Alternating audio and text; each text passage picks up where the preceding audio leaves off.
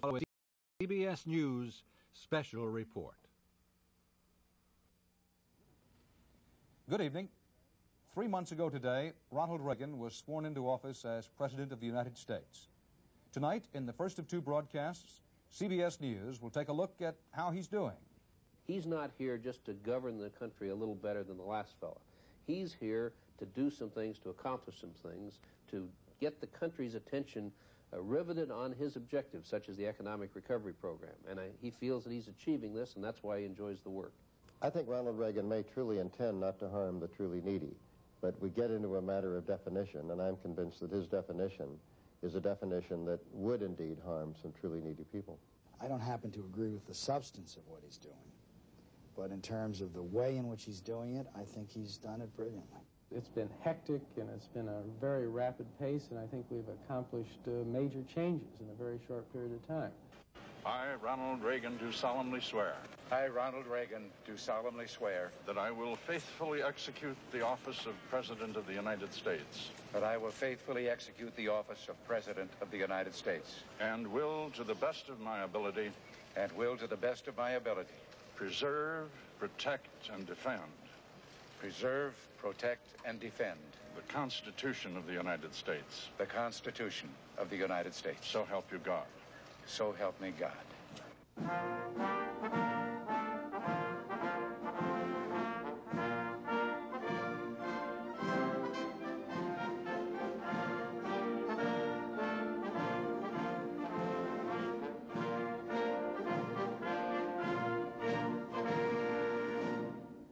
This is a CBS News special report. The first 3 months. From Washington, here is CBS News correspondent Dan Rather. We can say this of Ronald Reagan: he is trying to turn things around. No president since Franklin Roosevelt has proposed so many fundamental changes so early in the game. Mr. Reagan, of course, is moving in an opposite direction from Franklin Roosevelt. FDR gave the government a powerful voice in our everyday lives. President Reagan wants to ease the government out. In doing so, he proposes sharp cuts in the social programs of the 1960s, what Lyndon Johnson called the Great Society. In foreign affairs, he is talking tough to the Soviets and putting less stress on human rights disputes with other nations. There has been one important complication since we began preparing these broadcasts: the near assassination of President Reagan 3 weeks ago today. But Mr. Reagan is alive and improving. His programs remain unchanged. His determination to see them through appears to be undiminished. The shooting did, however, provide an early and critical test of Mr. Reagan's White House organization. We begin our reports tonight with a look at that organization and how it works. Even before the shooting, Ronald Reagan was conducting what some called a 9-to-5 presidency. As Bill Platt reports, that's exactly the way the president wants to operate. Show me an executive that works long and overtime hours, and I'll show you a bad executive. I shall now sign the 3 papers before me. Ronald Reagan doesn't care much for details. The style of his presidency is vastly different from that of Jimmy Carter, and probably resembles none other so much as that of Dwight Eisenhower. The resemblance is intentional. When Reagan was governor of California, journalists and staff members alike referred to him as the chairman of the board, reviewing and overseeing the work of subordinates, making only the important decisions. He would, they suggested, do the same thing as president, using what was advertised as cabinet government. He has. We might as well start. We have an agenda before us. And it is the detail men under him who make the White House work. They are the triumvirate of Edwin Meese, James Baker, and Michael Deaver, the senior staff. Edwin Meese III, counselor to the president, is an amiable California lawyer who served Ronald Reagan as chief of staff in Sacramento. With his inexhaustible supply of multicolored marking pens and his penchant for drawing flow charts instead of doodles, Meese is the quintessential detail man. The boss keeps civilized hours. Ed Meese keeps the schedule of a Washington workaholic. My role principally is to make sure that the president gets timely and accurate and complete information on the various policy decisions that he has to make. Beyond that, involves managing the day-to-day activities of the Office of Policy Development, the National Security Council staff, the Office of Planning and Evaluation, the Office of Cabinet Administration, and being the principal liaison between the White House staff and the Cabinet. Setting the agenda. To a great extent, yes, that's right. Setting the agenda means determining what business actually reaches the president, an old Washington game played in dead earnest. What follows is our version of the way the game is played in the Reagan White House. Issues originate in the cabinet departments and government agencies, in the White House Office of Policy Development, or with the White House staff. The next stop after that is the Office of Cabinet Administration, where the issues are assigned a number, given a staff, and put on the agenda of one of the cabinet councils. The cabinet councils are subgroups of the full cabinet, and the executive secretary of the cabinet council concerned with a given issue will first review and analyze the issue, then supervise the preparation of a memorandum dealing with the issue, and discuss the issue with representatives of the cabinet department concerned. Thus, the consensus begins to develop. After that, the issue is referred back to the Office of Cabinet Administration, and the issue papers are distributed simultaneously to the cabinet departments, to the White House Office of Policy Development, and to the White House staff. This, as you may have noticed, is back where most of the issues originated in the first place. But by now, almost everybody has had an opportunity to review and comment on them before they are gathered up and sent back once more to the Office of Cabinet Administration for final packaging. That prepares the issues for a trip to a cabinet or cabinet council meeting. Then, for the most important and pressing of the issues, there is one more trip, a trip to the Oval Office for a presidential decision. This is what's known in the Reagan administration as cabinet government. It's supposed to allow for the widest possible range of views, but end in consensus. Ed Meese believes that it works. The President's made it clear he wants the White House staff and the cabinet to work together as a team. And it's this team concept that has, in fact, been carried through this administration. Well, nothing's perfect, I guess, but you already have a situation where the Secretary of Agriculture complained publicly that he wasn't informed of a decision that the President and the Secretary of State had shared on the discussion with France on sale of grain to the Soviet Union. Well, obviously, you are going to have occasional breakdowns in communication, and I guess if that's the only one that you've been able to find in 3 months here, that's not too bad. In a less formal way, the triumvirate of Meese, Baker, and Deaver controls the day-to-day business of the executive office as well. Each morning at 7:30, they meet for breakfast. And it is Chief of Staff James Baker who generally has the most to say. Baker came late to the Reagan inner circle, but he is respected as an organizer who knows how to get things done. Michael Deaver, whose title is deputy to Baker, is equal in power to the other two men because he is the closest personally to Ronald and Nancy Reagan. It is an association that goes back 13 years. What these three men decide at breakfast and pass on to the staff at the next morning meeting, and then finally to the President, generally constitutes the day's agenda. We all collaborate on what the President ought to be doing as far as schedule. We have a chance to talk several times each day about the operations of the White House. So what happens is you have three people with primary areas of responsibility, but people, and this is perhaps the difference from other presidents, who communicate and work very closely together as a team. We came here because Ronald Reagan wanted us to come here, and the best way we can serve him is to work harmoniously and cooperatively. We have our own ideas, sure, and sometimes we have differences of opinion, but we work those out among ourselves and with each other, and I think that's why it's worked. Well, is the key to this the fact that none of you apparently is running for anything? Well, I think that certainly helps. In contrast to his predecessor, Ronald Reagan has a smoothly functioning congressional liaison office, which sends people like Ken Duberstein to lobby individual members of both parties. Good. Even a Democratic committee chairman has things he wants from a Republican president. Congressman Eligio Kiki de la Garza, chairman of the House Agriculture Committee, would like to travel with the president when he goes to Mexico. But the president of Mexico always brings representative of the House and Senate with him to every meeting. They travel with him all the time. I understand your point. Let me see what we can do about it. Duberstein's boss, Max Friedersdorf, head of the White House congressional lobbying operation, explains the goal of regular White House contact with members of Congress. To try and work with them and not have a hostile confrontation presidency and relationship with Congress, but one that we feel free to talk and they feel free to talk about the differences in our views. And there are differences, and there always will be. President's going to roll up because he really looks like definitely this weekend. Oh, that's good. Congress loves being courted.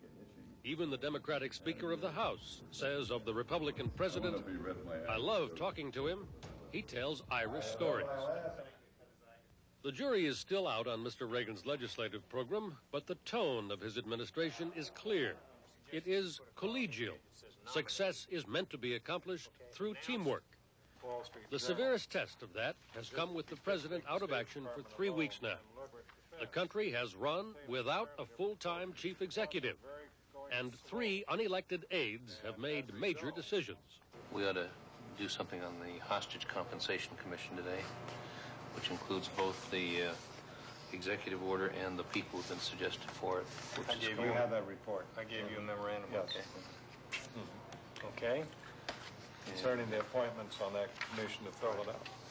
And the other thing is we ought to talk about future inspectors general that have not yet been appointed. Everyone at the White House acknowledges that the president won't be handling a full workload for some time to come. No one wants to push him too far or too fast. So the staff will continue to handle the day-to-day business of government.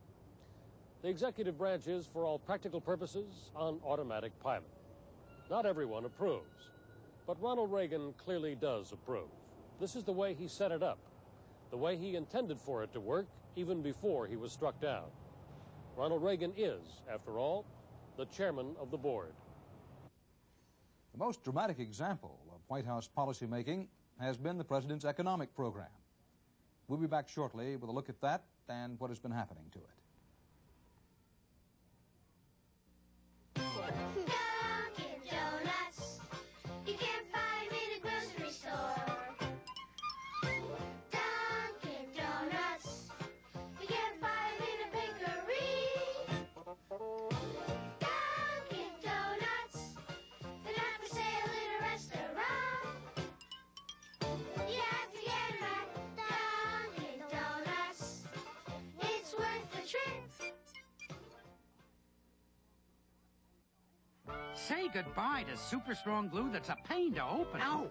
That's messy to use. Oh, no. That clogs up. Come on.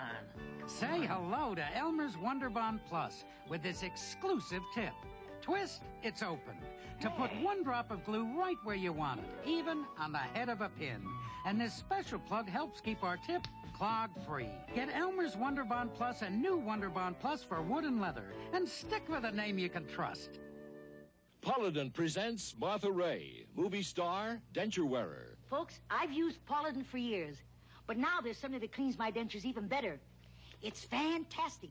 New Extra Strength Polident. Watch it work on this tough lab stain. New Extra Strength Polident has 50% more of a special stain remover. 50% more. Gets those stains clean, even in between. So take it from a big mouth. New Polident Green gets tough stains clean with extra strength. Let me tell you about one feminine pad today that more and more women are switching to. It's the new Freedom Maxi Pad. It's better than the leading pad. The new Freedom Maxi is the only pad with rounded corners and tapered ends. So it's much more comfortable than the leading pad. Try new Freedom Maxi and discover what lots of women already know. A better idea means a lot more comfort. New Freedom, now with 3 adhesive strips. Ronald Reagan ran for president as a conservative. The program he has offered is conservative in every way except one. It leaves a budget deficit of $45 billion in 1982. Now that's because Mr. Reagan embraced supply-side economics, a theory that business will boom, generating more revenue if taxes are reduced to provide business incentives and investment capital. It's a plan that gives pause to even Mr. Reagan's own conservative backers. Leslie Stahl reports now on the president's program and the struggle over its enactment. It is time to check and reverse the growth of government, which shows signs of having grown beyond the consent of the governed. This is what Ronald Reagan had been saying for at least 15 years before he became president.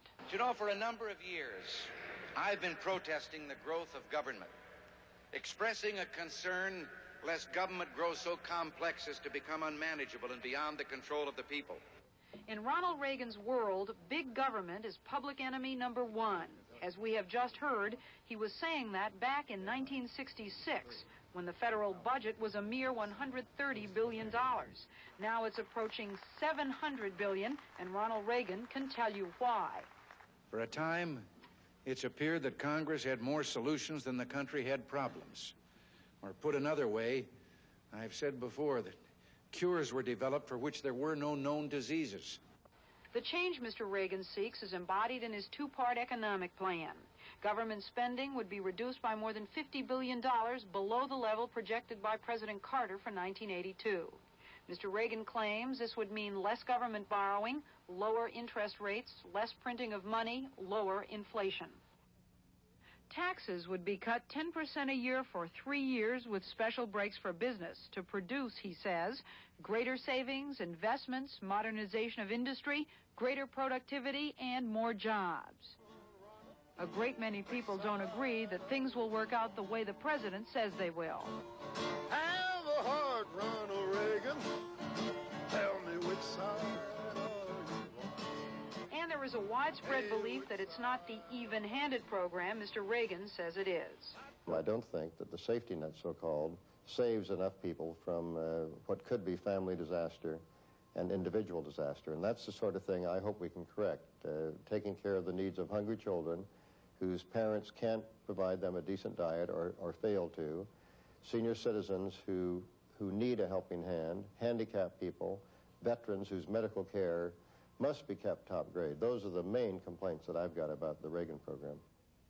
Mr. Reagan outlined his program in a speech to the nation on February 18th. We can no longer procrastinate and hope that things will get better. They will not. Unless we act forcefully, and now, the economy will get worse. The speech was followed by a media blitz by the entire Reagan team, but Budget Director David Stockman was the one who became the man of the hour. I happened to spend 4 years on the Hill as a member of Congress, and I know that during those 4 years, every member of Congress knew in his mind and his heart that things were going too far. Stockman was everywhere, all over Capitol Hill, speaking to different interest groups, meeting with the president, the point man for the most wide-ranging attack on the social programs in half a century. His critics began to call him heartless.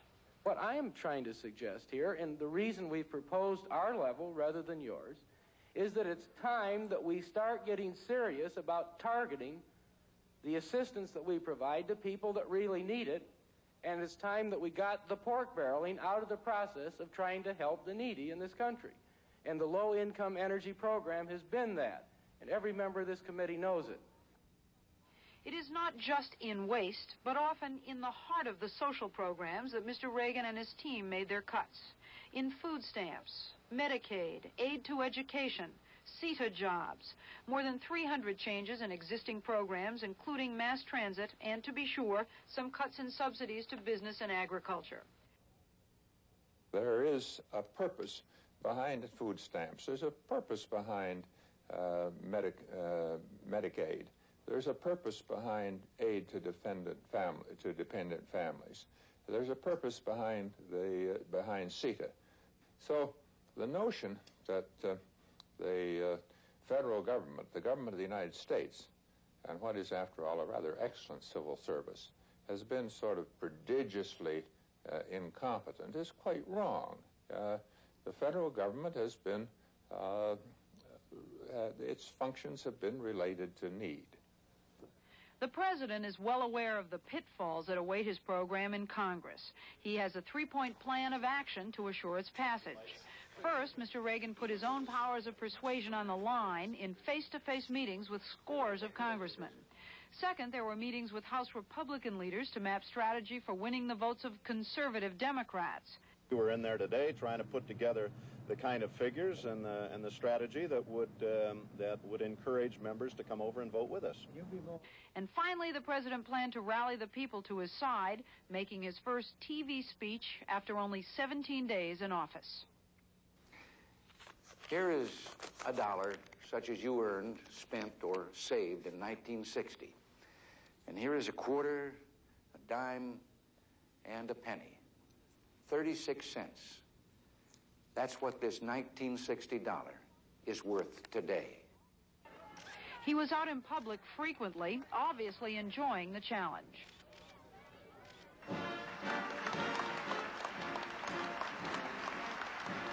He spoke to building contractors, to governors, mayors, state legislators. He talked to them all. And on March 30th, to labor. Every American, and especially all the working people of our country, have an enormous stake in what we do. And then it ended. Mr. President! At that moment, the best thing that the Reagan program had going for it, the president himself, was sidelined. The president had planned in the critical weeks ahead to speak out for his program in travels across the country. Now his recuperation will force a radical curtailment of those plans. As it turned out, it was not the proposed budget cuts, but the tax program that faced the most serious opposition in Congress. In terms of the tax program, I think by and large, the president's advisors, the Secretary of the Treasury, the Chairman of the Council of Economic Advisors, the Director of the Office of Management and Budget, have not made the case. Republicans on Capitol Hill do not agree with their economic assumptions. They simply haven't made the case for the tax cuts they've proposed. The president's incapacitation has led to a loss of momentum and has allowed time for the opposition to get its act together. A full-page ad ran a week ago calling for a march on Washington next month to protest the president's program. According to the new administration, putting our economic house in order is a piece of cake. This is the tip of a $1 million campaign targeted at 10 key cities by just one labor group. Now let's give them a tax cut. For a family of 4 making $100,000, we'll return $3,300. But for a family of 4 earning $15,000, we'll give them back all of $185. Whoops! We forgot the Social Security tax increase and inflation. What Mr. Stockman and his boss are trying to sell is a 1982 budget that, with a $54 billion tax cut, will have a $45 billion deficit, and budgets in following years that altogether bring a potential deficit of more than $100 billion. That is causing problems with conservative Republicans who campaign for a balanced budget. The American people in November of 1980 did not vote to have an additional $200 billion of debt piled on top of the debt they already have. But for now, the administration would rather not talk about next year's cuts for fear of building opposition among Democrats. It is standing tough against any changes in the program. Well, why should he compromise? By standing still and standing firm for his program, the others are now moving toward us. Look what's happened in the last 3 or 4 months. 3 or 4 months ago, people were saying, will there be tax cuts? Or will there be budget cuts? Now they're saying, how much? The Democrats are actually vying with us to see how much they can cut taxes. So why should the president compromise? He's doing fine standing still. The president has been lobbying Congress by telephone, while other members of his team are out around the country bringing his message to the people. But with each day, his opponents are gaining time to affect the outcome. Members of Congress are now on their Easter recess, listening to the folks back home, who now have a much better idea, perhaps than they did last November, of exactly what Mr. Reagan means when he attacks big government. Those Easter comments may shape the debate that is about to take place. The president's aides say they are pleased with how things have gone in these first 3 months, and indeed there seems to be more willingness in Congress to cut social programs than has been seen in this city since before the Great Depression. But so far, the debate has been a general one. Not a single committee of Congress has yet approved specific cuts in existing programs. In a moment, Bruce Morton takes a look at the man who has done so much to change the climate here in Washington. If you're not rich enough for a high-price lawyer and not poor enough for legal aid, try Jacoby & Myers. It's about time. Now at TSS stores and other convenient locations. Archie Bunker opens up about his Stephanie, and you can find out all about those crucial SAT exams and how they affect your kids' chances for college, all in this week's People. All real fruit La Yogurt. Delicious, 100% natural with a pick of nature's real fruit. Blended smooth and luscious. All real fruit La Yogurt. Looks great. Sure does. White Matus. So delicate. I didn't know there was a white Matus. I thought you knew everything. Here's to our new baby, Eloise. There's something everyone can agree upon wherever life takes you to. Did you ever know anyone who didn't like Matus? Any president brings to the office a mixed bag of skills as a leader, an administrator, a statesman, and as a persuader. But he also brings a personality, a presidential style, which will shape the way his administration is remembered by history. What then of the Reagan style? Is there more to this president than meets the eye? Bruce Morton examined that question and found this answer. There's no dark side of the moon with Ronald Reagan. What you see is what you get. He is what the country was once, sprung from small towns and old virtues. He really did live the American dream. Humble beginnings, class president, football letterman, Hollywood star. A winner all the way.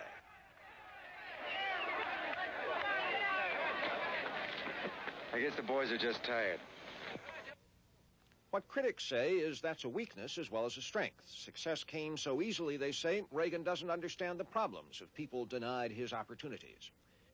He's got to put some substance together in areas where he's weakest, and he is weak in the area of understanding what black people are about, what poorer people are about. Not weak in his gut, but weak in understanding what the programs are.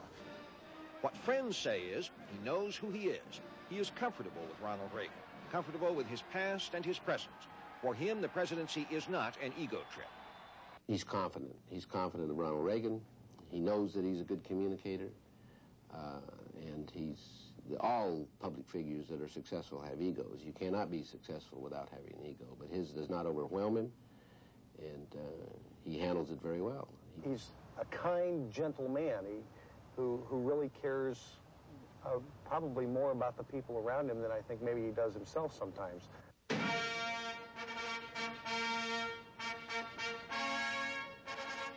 Everyone agrees this president is Mr. Nice Guy. He also has a taste for elegance, formality, and a taste for jelly beans. He has also shown grace under fire. In the recovery room, while he was still intubated and not able to speak, he did write some things. W.C. Fields' quote about to the effect that all in all, he'd rather be in Philadelphia. Senator Mark Hatfield and Reagan were governors together in the 1960s. I don't know that he's an original thinker.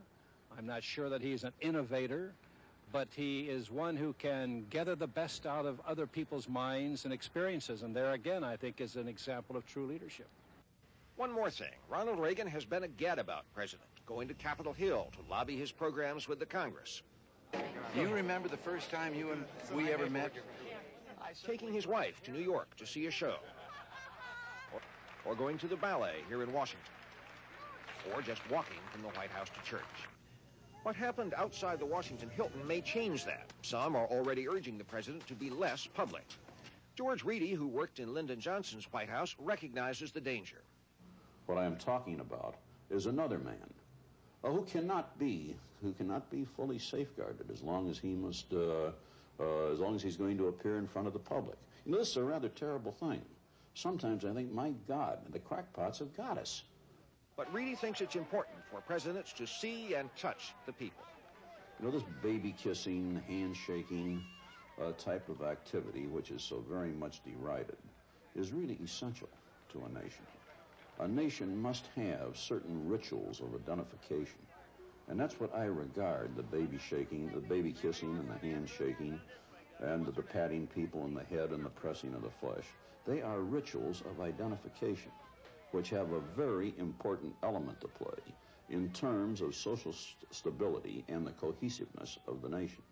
The signs are that Ronald Reagan agrees that this gregarious, nice guy president is unlikely to change his ways. There have been some indications, some new indications, that President Reagan may not be bouncing back from the shooting quite as quickly as some of his doctors had hoped. Originally, they had thought that he might return to the Oval Office this week. Now they indicate he probably will not. Mr. Reagan continues to work a limited schedule in the family quarters of the White House. Some closing thoughts on the first 3 Reagan months after these messages. Nacho cheese-flavored Doritos brand tortilla chips are so cheesy and crunchy. America's favorite snack chip. Hey, Charlie, you're out of nacho cheese Doritos. Got another bag? No, but I got lots of others. Snacks. No more? It was a lovely party, Charlie. Late, Charlie. In fact, people love that cheesy flavor so much that no matter what else you run out of, if you want to keep cheese lovers happy, never run out of nacho cheese Doritos. But can't breathe. You didn't take your contact, did you? No. And you're going to work today. That's my man. Keep going. Charge. You choose. Label says take this, but only when you stay home. Take this, and you'll need 6 for just today. 6? Or take this one little contact. That settles it. But what's this improved? That's good. Means you'll get all their decongestant without their pain and cough things. I'll phone you from the office. Contact is the keeps-you-going cold medicine. Hello. We took the best of all the rest.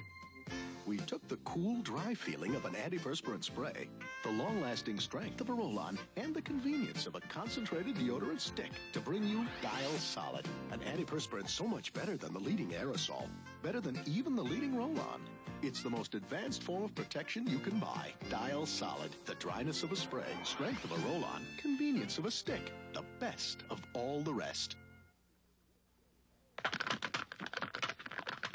Hey, what's that? Bursting with great taste. Surprise, Henry. It's Cycle dog food. New Cycle, a delicious new mixture of red, brown, and golden nuggets. Oh, don't worry, Henry. Cycle still has just the right nutrition for your stage of life. But now it's bursting with a great new taste you'll love. Uh-oh, you missed a piece. New Cycle, bursting with a great new taste.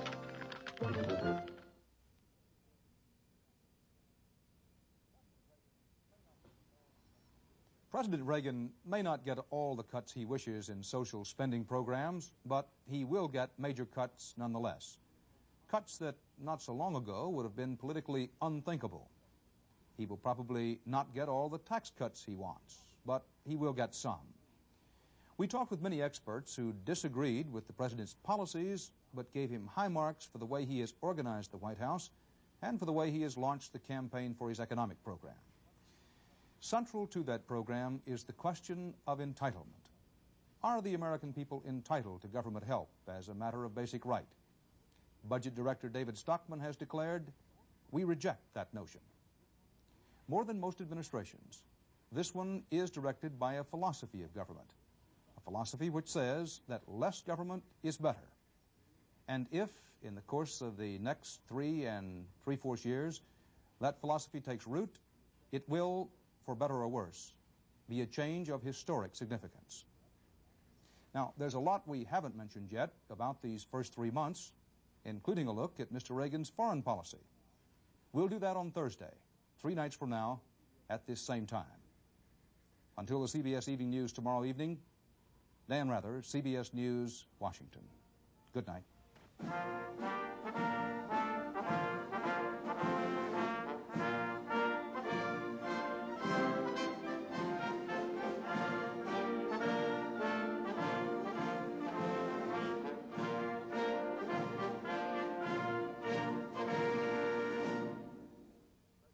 This has been a CBS News special report, the first 3 months.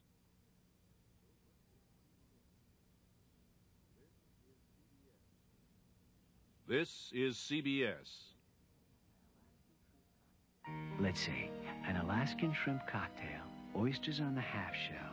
Ah, well, if you think the appetizers at Red Lobster look good, look what's next. Crab legs. There, as easy as that. Or maybe you're a shrimp fan. Oh, we get lots of those.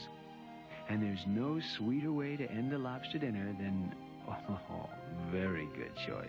Red Lobster for the seafood.